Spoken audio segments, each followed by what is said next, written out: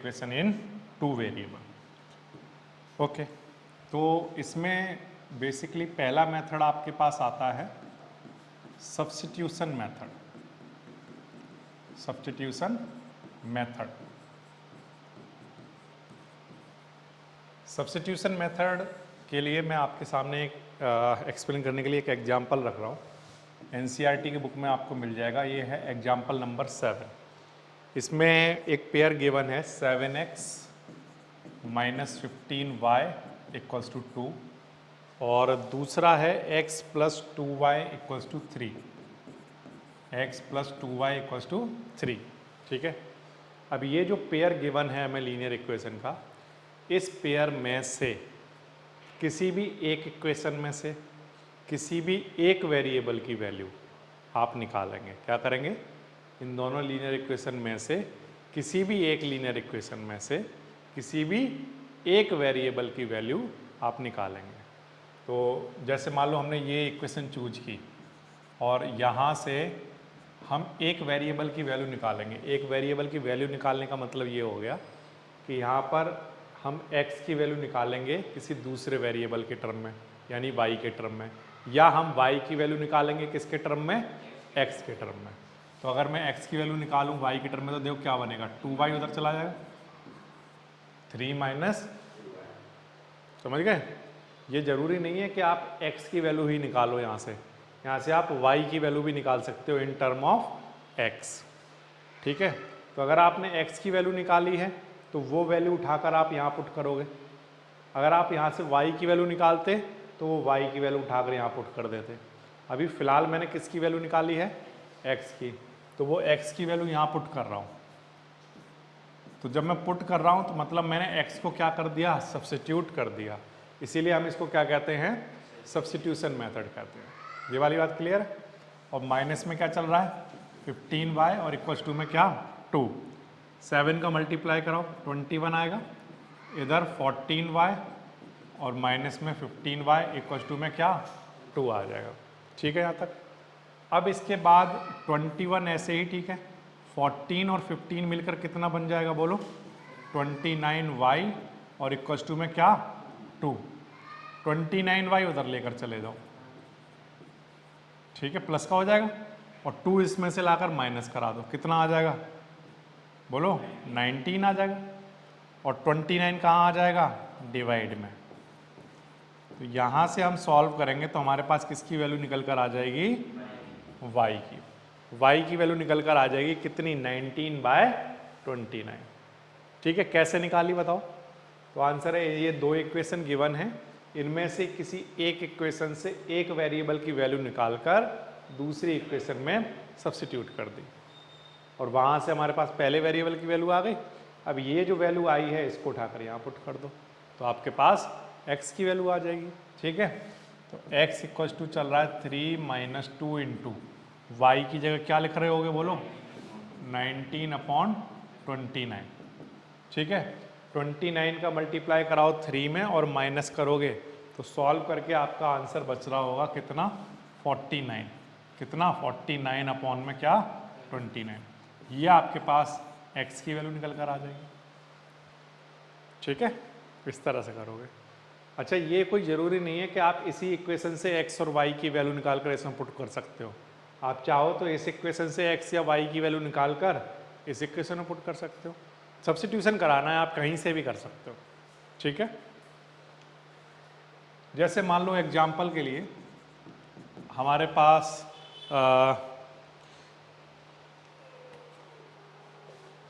एक इक्वेशन है s minus 7 equals to 7t minus 7 और दूसरा है हमारे पास s प्लस 3, क्या गिवन है? s plus 3 equals to 3t plus 3, है ना? ऐसे गिवन है। ये दो इक्वेशन गिवन है। इन दोनों इक्वेशन को भी अगर आप ध्यान से देखोगे तो ये क्या है? Linear equation in two variable है।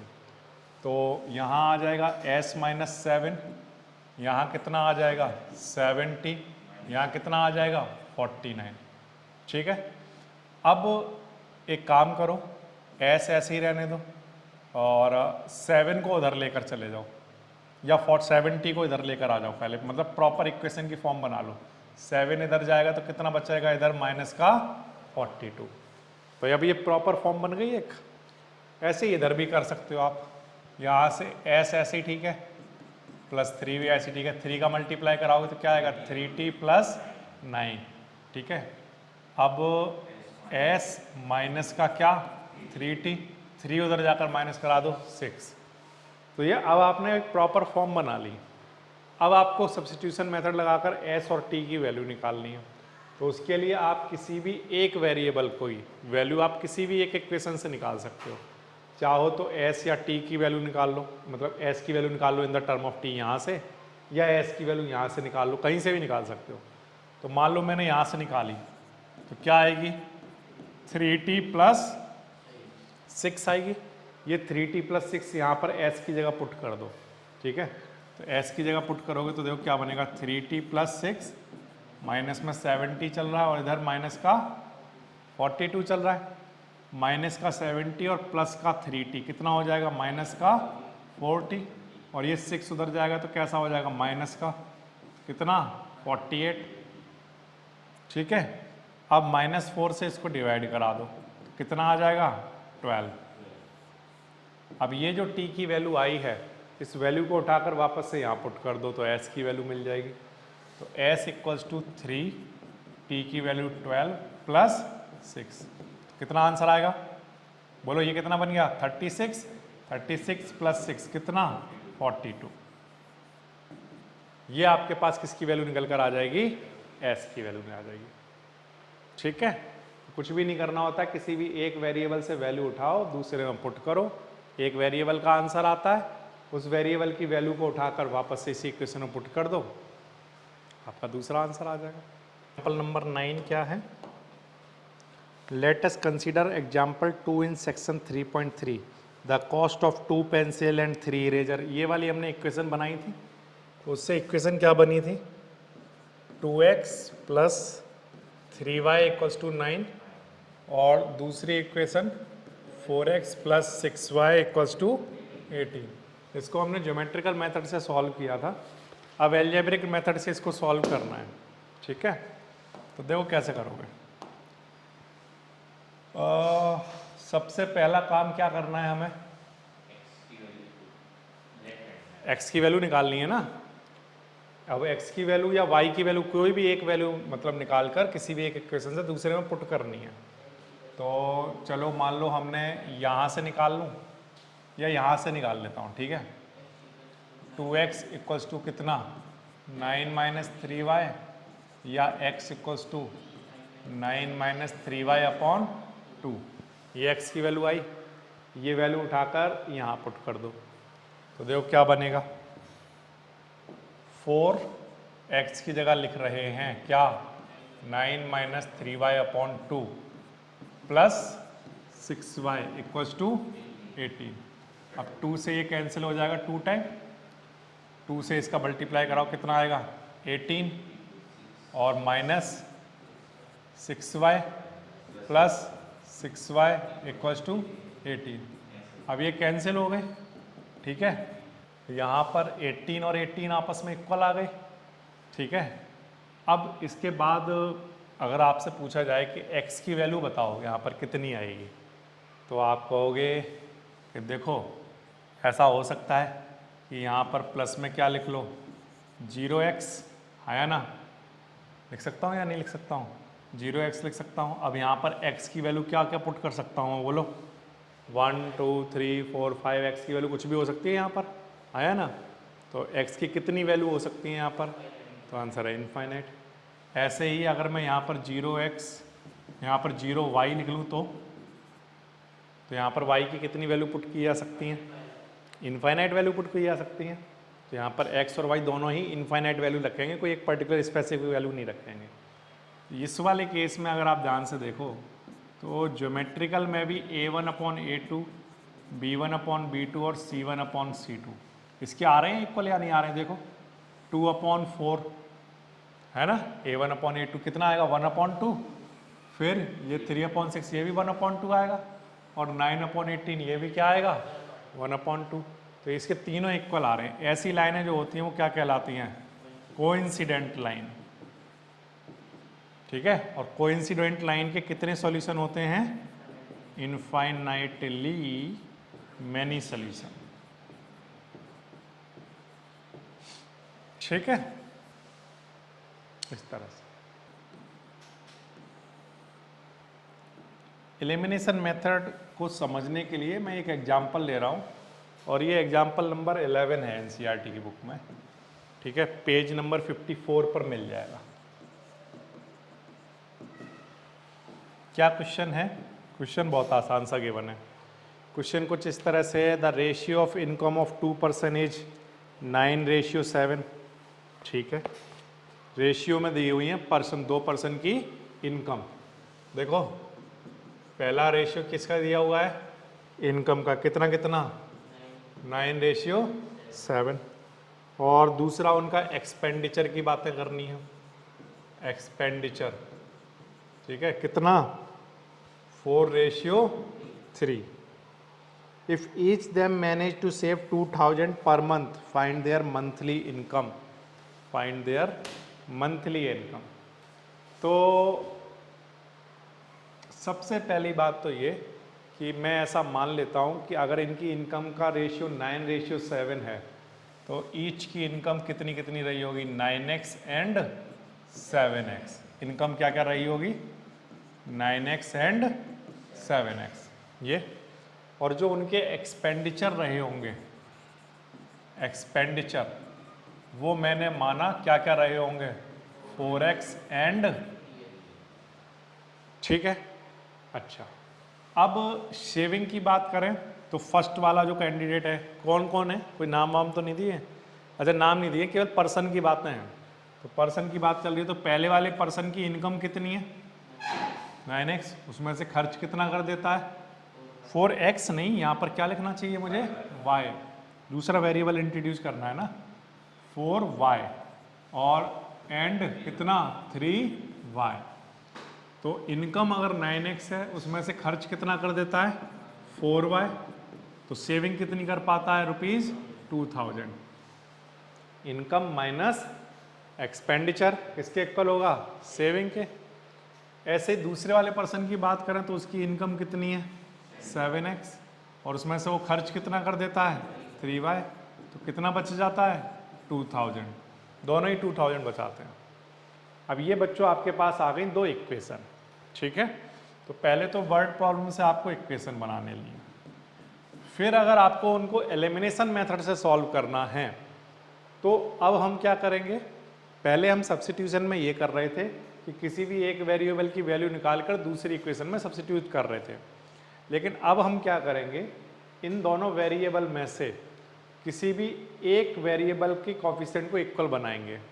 दोनों इक्वेशन में किसी भी एक वेरिएबल के जो कोफिशिएंट हैं उनको क्या करेंगे, इक्वल बनाएंगे। मतलब जैसे यहाँ 4 है और यहाँ 3 है, अभी अलग अलग है, लेकिन हम क्या करेंगे, इनको इक्वल बनाएंगे। इक्वल बनाने के लिए मैं क्या कर रहा हूँ, जो फर्स्ट वाली इक्वेशन है उसको 3 से मल्टीप्लाई, और जो सेकंड वाली इक्वेशन है उसको 4 से मल्टीप्लाई करा रहा हूँ। इससे क्या फ़ायदा होगा, सुनो ध्यान से। पहली वाली इक्वेशन को 3 से मल्टीप्लाई करा दो तो 27x आएगा, 12y आएगा, और यहाँ पर कितना आ जाएगा 6000। पूरी इक्वेशन को 3 से मल्टीप्लाई करा दिया, इधर भी और इधर भी। अब इस वाली इक्वेशन को 4 से मल्टीप्लाई करा दो, कितना आएगा 28x और 12y, ठीक है ये, और 4 का यहाँ भी करा दो, कितना आ जाएगा 8000। अब आप देख रहे हो कि तो जो y है हमारा, उसका कोफिशिएंट कैसा हो चुका है, सेम, इक्वल बन गया है। अब इक्वल जब वो बन जाएगा, तब उसके बाद हमें ये देखना है कि उसके जो कोफिशिएंट हैं उसके साइन कैसे हैं। अगर साइन सेम हुआ तो हम इक्वेशन को सब्ट्रैक्ट करेंगे। मतलब अगर दोनों प्लस के हों या दोनों माइनस के हों तो कैसे साइन हुए, सेम साइन। सेम साइन हुए तो हम क्या करेंगे, सब्ट्रैक्ट। और अगर डिफरेंट साइन हुए, मतलब प्लस और माइनस, तब हम क्या करेंगे, ऐड कराएंगे उनको, ठीक है। अभी फिलहाल अगर हम देखें तो सेम साइन है, इसलिए हम सब्ट्रैक्ट करा रहे हैं।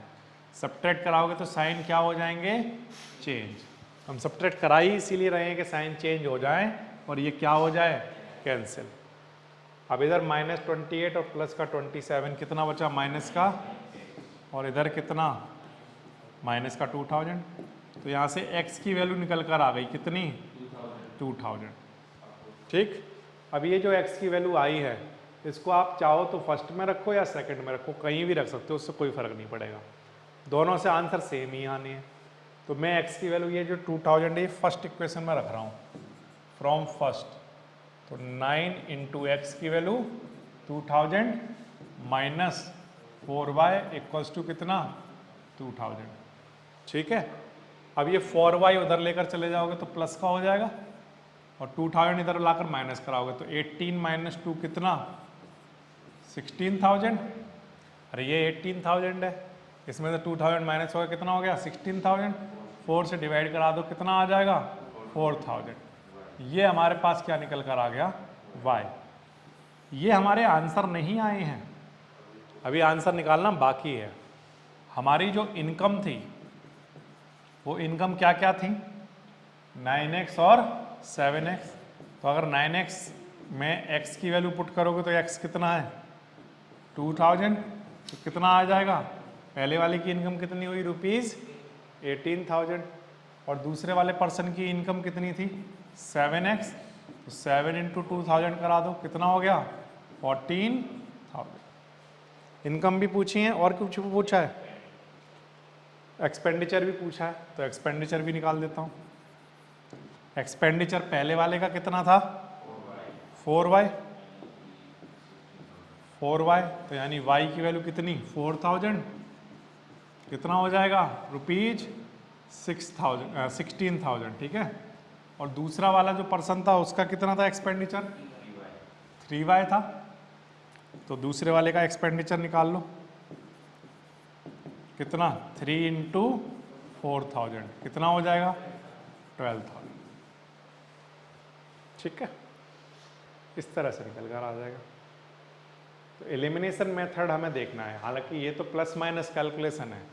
एलिमिनेशन मेथड को मैं बस इतनी सी बात समझ लो कि हमें ये करना होता है कि इन दोनों इक्वेशन में से किसी भी एक वेरिएबल के कॉफिशिएंट इक्वल बनाने हैं।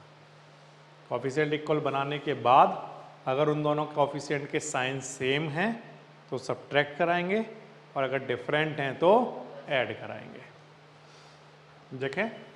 देखिए एलिमिनेशन मेथड में हमें एग्जाम्पल नंबर 12 को सॉल्व करना है एनसीईआरटी से।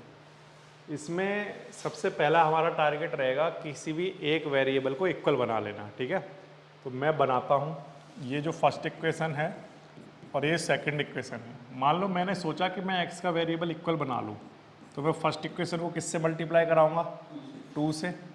ठीक है, सेकंड को तो मल्टीप्लाई कराने की जरूरत है नहीं, तो जब फर्स्ट को 2 से मल्टीप्लाई कराओगे तो देखो क्या हो जाएगा, 4x प्लस 6y, और 2 से यहाँ कराओ कितना आ जाएगा, 16, और नीचे यहाँ पर क्या क्या चल रहा है, 4x plus 6y equals to 7।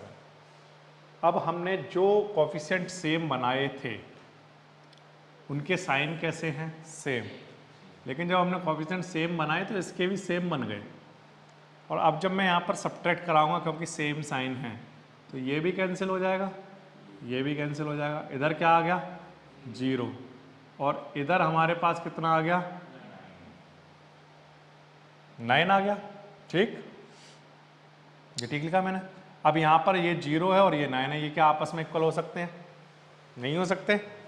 ठीक, तो इसका मतलब ये है कि यहाँ पर x और y की वैल्यू हम नहीं निकाल पाएंगे।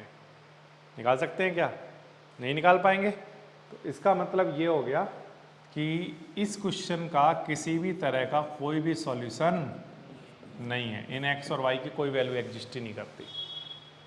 ठीक है, 0 इक्वल नॉट इक्वल टू 9 क्या बन गया, नो सॉल्यूशन।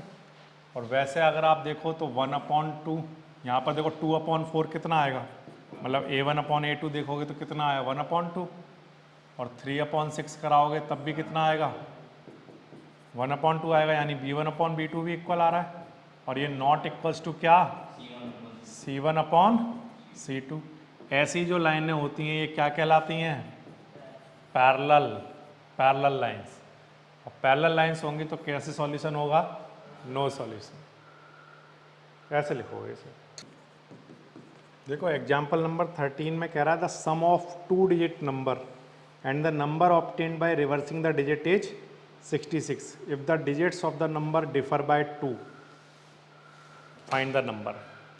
तो 2 डिजिट वाला जब भी हमारे पास केस आता है तो उसमें 2 डिजिट के केस में, जैसे एग्जाम्पल के लिए जैसे यहाँ पर मान लो 24 लिखा हुआ है, 2 डिजिट नंबर है, तो इसमें जो पहला वाला जो डिजिट है वो हमारा 1st डिजिट है और ये 2 जो है वो हमारा 10th डिजिट है। आया ना?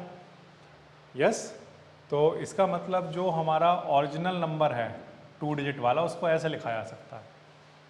ठीक है। अब जैसे मान लो एग्जाम्पल के लिए XY ऐसे लिखा हो तो यहाँ पर नंबर क्या बनेगा बोलो? y इंटू 1 और x के मल्टीप्लाई में 10 आएगा, 10 इंटू एक्स।